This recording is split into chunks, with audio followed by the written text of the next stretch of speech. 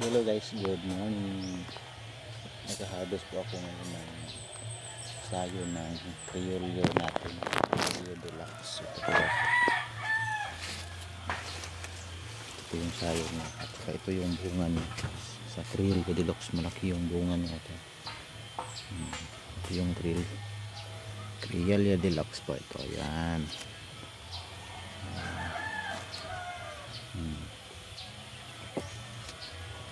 Itong magandang klase na Criollo mga ka-farmer no, dahil manaling mamunga.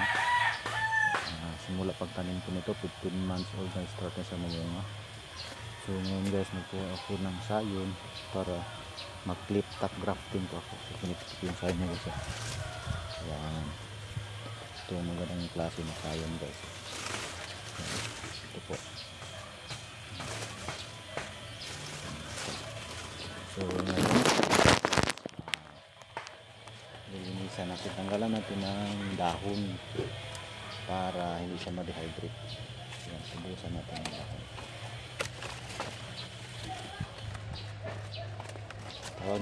Tawag pala nito kay bud stick pala. Bud stick.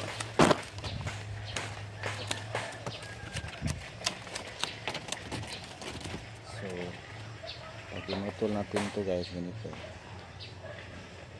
Ito magandang sign guys ha. Brown sa ibabaw, green naman sa ilalim kasi ito natamaan sa araw, pero ito mature na. Ito maganda kasi na bud stick.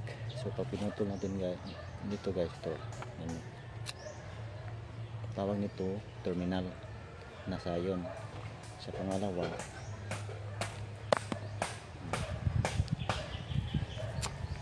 ito po yun, secondary. Ganito lang kataas pag mag-graft tayo ng kakao.